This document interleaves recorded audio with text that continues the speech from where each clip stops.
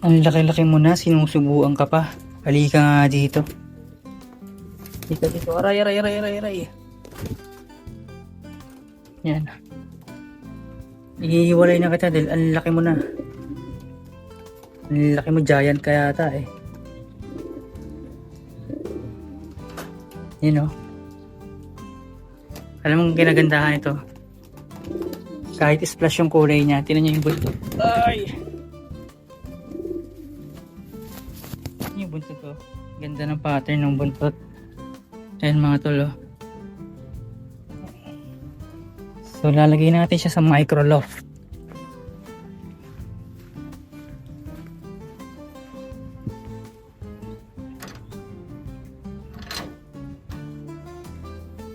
Yan. Turuan natin siyang tumungtong. Uy. Ito nga, tumungtong ka dito. Matuto kang tumungtong dyan. Yan. Oops. Yan.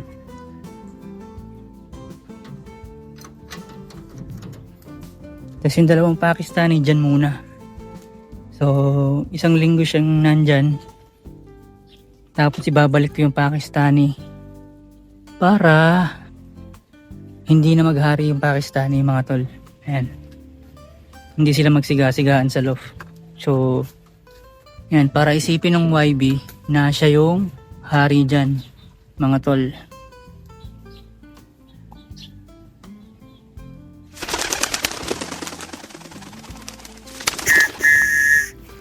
At kailangan matuto na siyang tumuka. Ayan.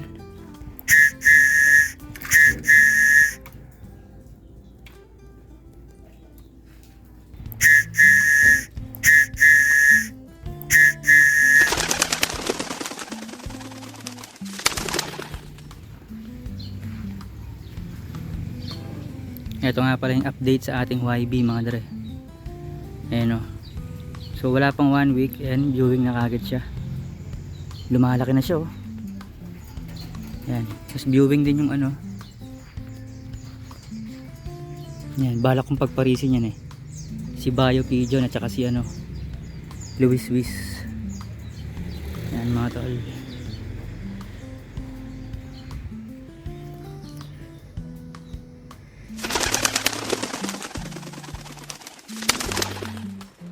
So yun, isang malamig na umaga, September 6 mga dre, at ito na yata yung pang 7th day ng pagtitraining ko dun sa YB mga dre, na nasa microloft, which is mina-micromanage ko mga dre.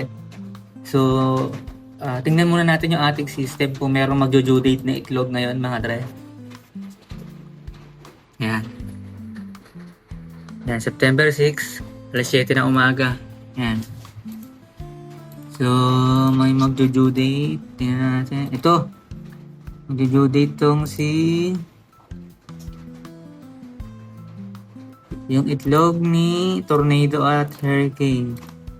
Na pinapasitar ko ngayon sa racing. So, yan. Tapos ngayong araw din mga dre, ngayon ko ipapakita yung resulta ng pagtitraining ko sa YB natin. Sa paulit-ulit na training na ginagawa ko sa kanya araw-araw, which is sumisipol muna ako bago ko sila pakainin, and habang pinapakain ko sila nandun ako at sumisipol. Yung ganong paraan mga dre ay nare-recognize ng mga kalapate, hindi lang ng mga YB, pati ng mga may mga gulang ng kalapate, na kapag sumisipol ka at nandun ka at sakto lang yung pagbibigay mo ng patoka, hindi sobra-sobra, nare-recognize nila na kapag nandun ka at kapag sumisipol ka, ang naaalala nila is kakain na, feeding time na mga dre.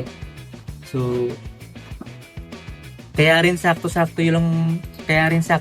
at hindi ko masyadong ino-overfeed yung mga kalapate para din masabik sila mga dre sa pagkain. And at the same time, kapag sobra-sobra yung binigay mo, to the point na hindi nila nauubos, may mga kalapate or may mga hayop, hindi lang ibon, hindi lang kalapate, may mga hayop na naiisip nila na kapag kakain ulit sila, hindi ka na nila naaalala kasi may pagkain dun eh. yung pagkain doon natira sa kanilang lalagyanan. So ang naiisip nila is sila yung nakakita ng pagkain or sila yung nakadiscover sa pagkain kasi wala ka doon. So ang tendency nun, iisipin nila nakita nila yung pagkain doon natira na sila yung nakakita nun, hindi ikaw yung naglagay nun. Kaya nga mas maganda kung nandun ka para na monitor mo kung ano yung sakto sa kanila mga dre, para yung takal mo sa susunod sasaktuhan mo na lang mga dre. Ayan yung kakagising ko lang kasi ayun oh. Ayan. Nakagising ko lang mula sa pagkapikit, hindi naman in-check pero matay na ninikit. Gangsta shit. So yun nga, papakita ko sa inyo, medyo maulan lang sa labas pero yun, papakita ko sa inyo yung yung naging resulta na trapping. Tsaka yung trapping tsaka pagbo-viewing. Actually yung paano ko sasabihin to? Yung pagpapakain kasama na sa training, and then yung viewing is parang kasama na rin siya sa trapping mga dre. So papakita ko sa inyo kung ano yung naging epekto ng pagpapractice ko dun sa micromanage natin na Tekalapats mga dre. Pero tingnan muna pala natin tong nag-due date. Ayan, yung nag-due date na itlog yan. Tignan natin, no? Kasi napapansin ko na hindi ko kasi masyadong tinodo yung effort sa pag-condition sa mga kalapate kasi excited ako eh. Pero alam ko din naman, aware din naman ako sa ginagawa ko na hindi ko na itodo yung yung pagko-condition. Kaya tingnan natin kung although fertile naman yung itlog. Pero tingnan natin kung buhay. Pero maaga pa naman eh. Hindi naman porket due date siya ng 9/6 or September 6 rekta-matic na umaga. Crack na agad yung itlog.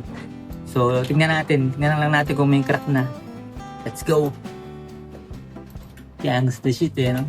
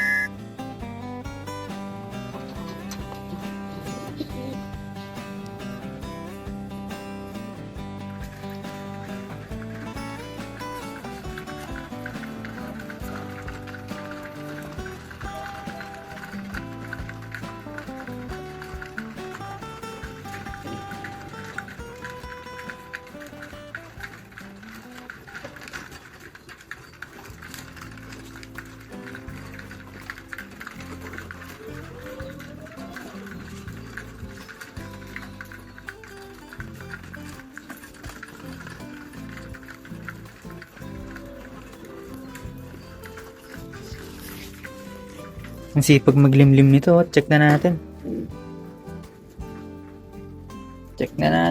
Wait lang. Titingnan ko lang po.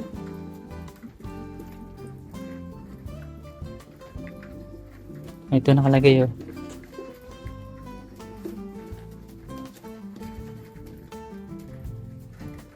Hindi masyadong mainit yung itlog.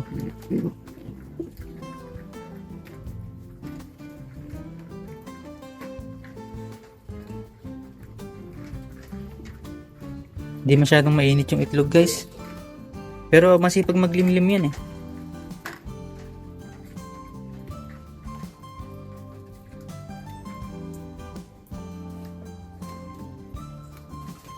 Baka mamaya pa magkakarak. So hanggang doon na lang muna yung progress na ipapakita ko sa inyo mga dre ng aking YB. So sa susunod is yung pagpaparonda naman ng mag-isa yung gagawin natin at yung viewing sa mismong bubong mga dre yung ipapakita natin. Pero ngayon pagpatuloy natin yung shoutout segment dahil maraming natutuwa doon sa shoutout session na ginagawa natin no. So itong shoutout na to is kukunin natin yung mga nag-comment dun sa ating previous video na ang title ay ayan, nagpares ako pang motivate sa kalapati kong pasaway. Ayan. So, basahin natin isa-isa yung mga comment, mga dre. So ito is kay Sik Nika, shoutout master, ayan. Kay Michelle Angeles, shoutout sa'yo. Kay Nico J. Posas, yan, shoutout sa'yo mga dre. At kay JM na walang sawang sumusuporta sa atin. Madalas ko nakikita yung comment niyan eh. Tapos itong si Eugene Milaski, ayan. So na-shoutout siya nung nakaraan, na-shoutout ulit siya ngayon kasi nga nag-comment siya. Ito kay Boswell, yung pinagbigyan natin ng kalapate, si Badang, yan. Siya yung nakakuha ng kalapate natin na yun. At kahit na nabigyan ko na siya ng kalapate, eh, hindi siya tumigil manood, mga dre. So talagang solid supporter natin to. Ito kay Neven, ayan, shoutout. Yan. Hindi nyo nilagay yung full name nyo eh. Dapat pinalagay nyo yung full name nyo. Kasi mga nickname, screen name lang to eh, no? Saka yung lugar, mga dre, yan, lagay nyo rin. Kasi ito kay Clavel Justin, MBL. Idol, shoutout from Montalban, Rizal, mga dre. Kay Julian Tuiza, yan. Yung mga team present, yung mga kahit present lang yung appreciate yan. Kay Shinyu, at kay Mateo Jake Villanueva, shoutout sa inyo at happy flying, happy breeding.